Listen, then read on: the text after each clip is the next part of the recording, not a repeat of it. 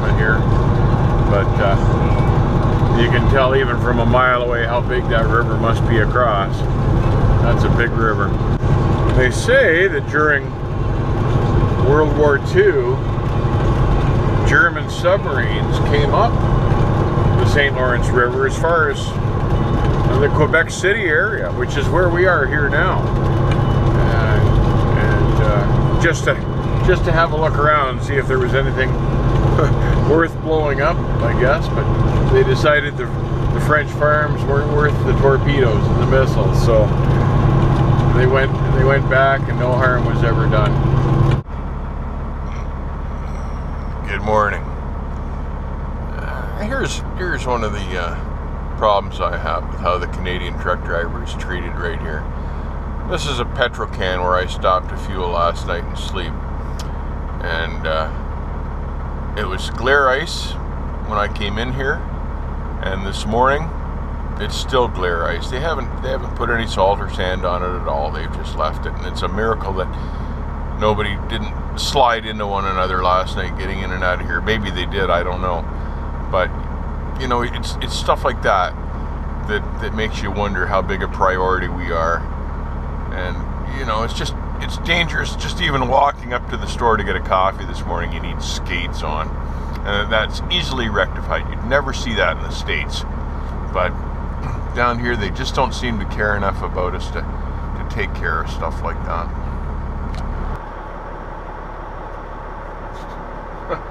Look at this set of twin 53s coming in on the ice, rolling through the parking lot. Oh no, he's just, you know, he knows he's on ice. I guess he's going to be careful here now. He's figured it out. But what's he doing in here? He's bigger than the parking lot.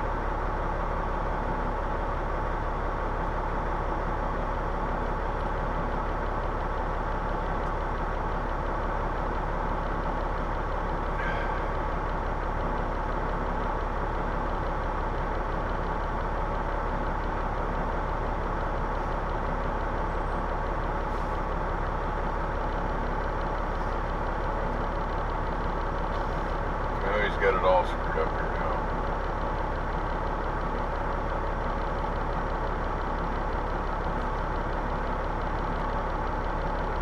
And he's blocking the driveway and nobody can get in or out now. Conestoga here beside me doesn't know what to do, because once he backs out he won't have anywhere to turn around. Well, I guess he's going to have to turn right. He sure as hell can't turn left now.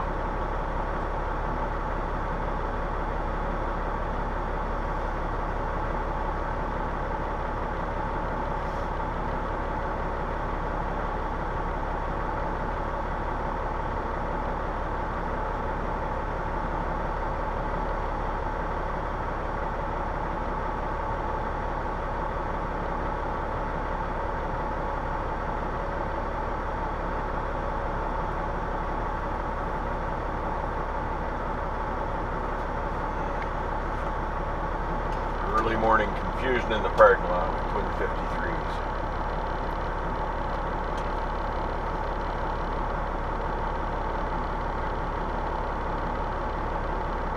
These guys need washroom and coffee breaks too. They just have no place safe to land, so they can do that.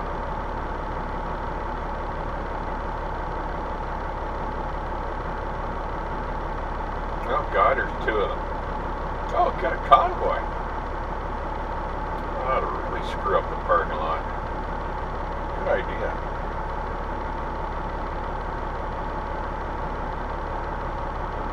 When you come into a truck stop, you don't know if there's going to be a spot for you or not. And sometimes there isn't, and it takes some maneuvering to get back out again. I have no idea how a guy pulling 253s would do that. I guess he just comes in here and he just sits because he's stuck and he can't get out. He's got to wait for everybody to move. I don't know. What's next?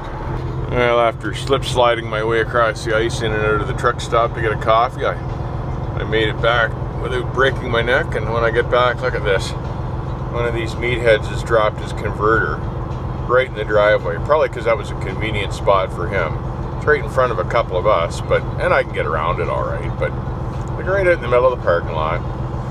somebody came wheeling around the corner and weren't paying attention, they'd smack right into that thing. I tell ya. So here's this truck stop providing a switch yard, whether they know it or not, for these twin 53s.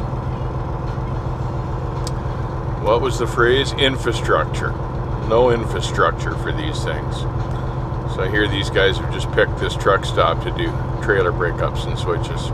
As I'm coming out the driveway here, you can see the Tim Hortons across the street. That's one of the reasons I stopped here last night, just because I use them for my restaurant for dinner.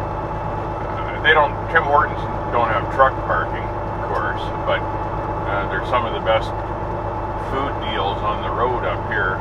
If you can manage to find a safe place to park your truck and wander in there, you can still get a decent bowl of soup and a sandwich for under $10, which is hard to find just about anywhere else. So, and the food's good. The food is good. So I stopped here last night because I knew I could get a decent bowl of soup at Tim Hortons here.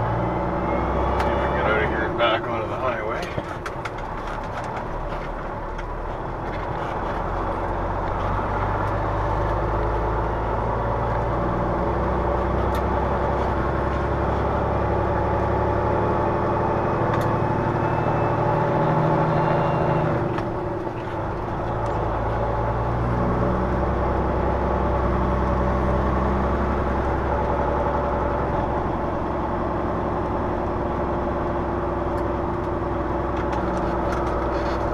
I thought I'd make New Brunswick last night, but after dinner when I came out, the sun was already down.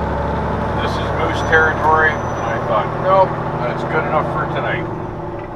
So I just stayed there last night. I've still got time today to get into New Brunswick, so rather than rush, I just thought I'd have an easy day and start out again with sunrise this morning.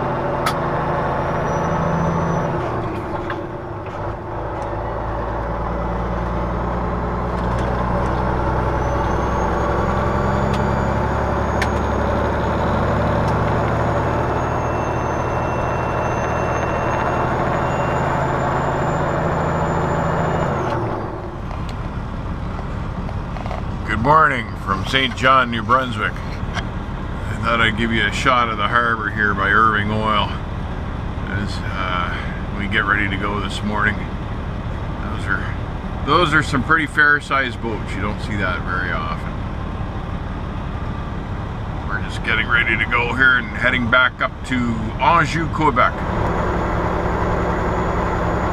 It's kind of in the middle of nowhere, and they don't really maintain it very well, and there's not much on there for about 150 miles. So if you spin out, you're there for a while until you get yourself out of it.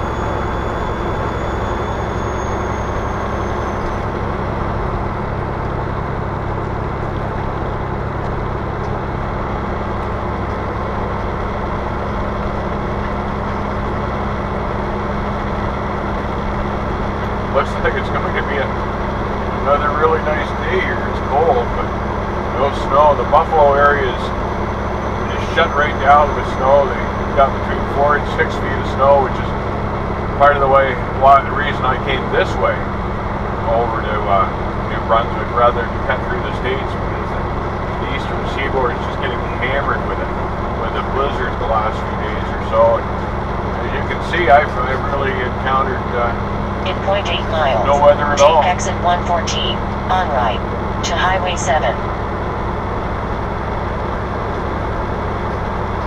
GPS letting me know I should stop talking and start paying attention to where I'm going here.